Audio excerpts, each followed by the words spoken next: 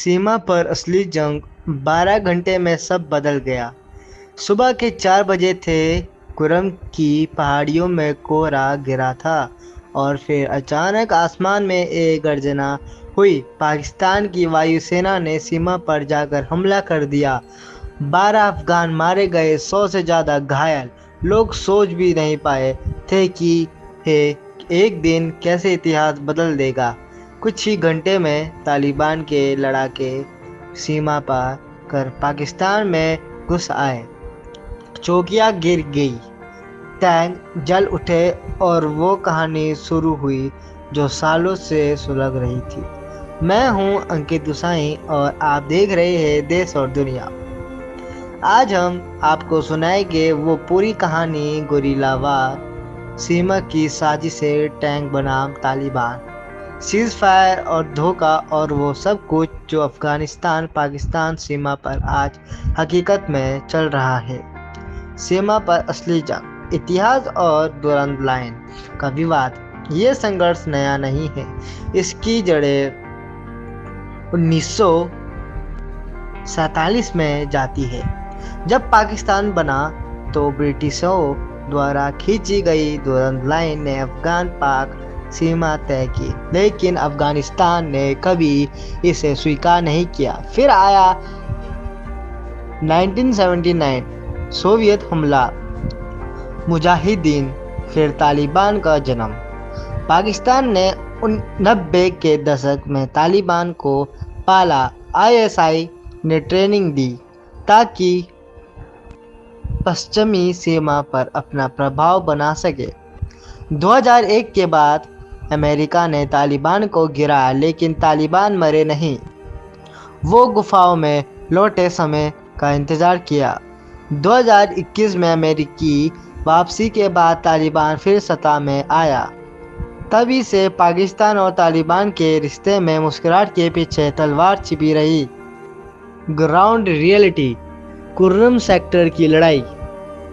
15 अक्टूबर 2025 की सुबह पाकिस्तान की एयर स्ट्राइक के कुछ घंटे बाद तालिबान ने कुर्रम सेक्टर में जवाबी हमला किया।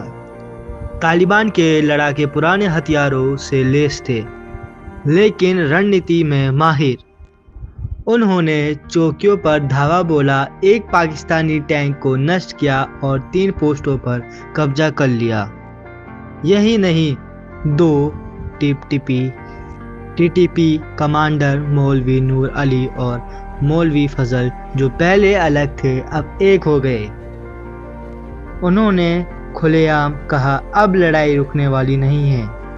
पाकिस्तान ने कहा कि उन्होंने जवाबी कार्रवाई में कई तालिबानियों को मारा। अफगान पक्ष का दावा और बड़ा था।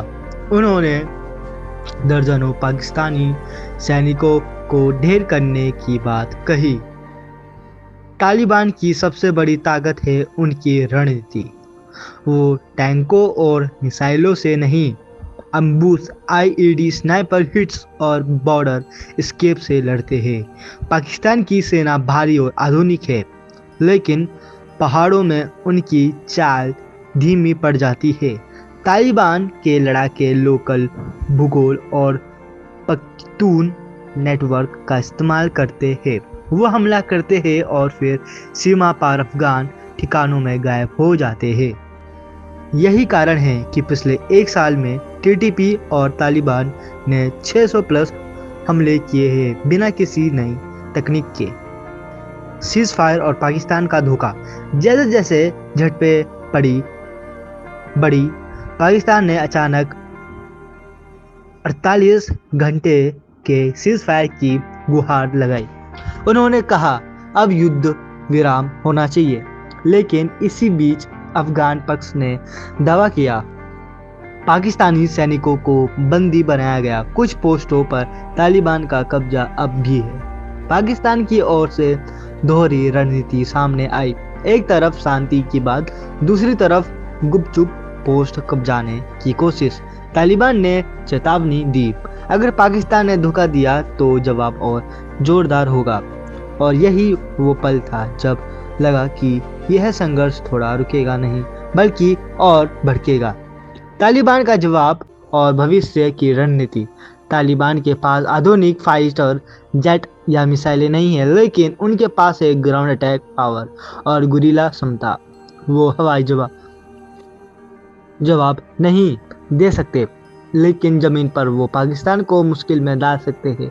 रात के अंधेरे में गुफाओं में रणनीति बनती है, सीमाओं पर नए मार्ग खोले जाते हैं और नए नए कमांडर एकजुट हो रहे हैं। इस पूरे खेल को भारत, चीन और अमेरिका बहुत ध्यान से देख रहे हैं। भारत के लिए एक रणनीति चुनौती है स्थिर पाकिस्तान संवेदनशील सीमाएं। चीन के लिए CPEC प्रोजेक्ट पर खतरा है। अमेरिका तालिबान को लेकर अब भी सतर्क है। अंतर्राष्ट्रीय दबाव से सीज़फायर की कोशिशें शुरू हुई। सऊदी और कतर ने मध्यस्थता की, लेकिन जमीन पर गोलियां अब भी गूंज रही है। जंग अभी खत्म नहीं। तो दोस्तों, ये थी वो कहानी, एक एयर स्ट्राइक से शुरू हुई गुरिल्ला हमले में बदली, सीज़फायर और धोखे तक पहुंची और अब एक नए मोड़ पर खड़ी है। क्या पाकिस्तान इस जंग को संभाल पाएगा? क्या तालिबान अगला पलटवार करेगा? क्या यह सीमा झड़प रहेगी या एक बड़ा युद्ध बनेगी? कमेंट में बताइए। वीडियो को लाइक करें, चैनल को सब्सक्राइब करें और बेल आइकन दबाएं, क्योंकि देश और दुनिया में हम लाते हैं आपके लिए वो कहानियाँ जो खबरों के पीछे छुपी होती है। जय हिंद।